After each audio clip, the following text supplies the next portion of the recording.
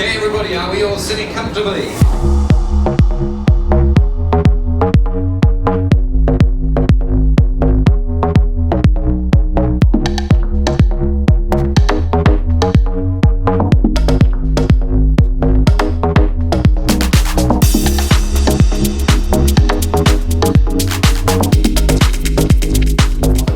I think it's been the divergence of thinking. We've got educators, we've got designers, we've got manufacturers, we've got researchers, and it's just really rich conversation.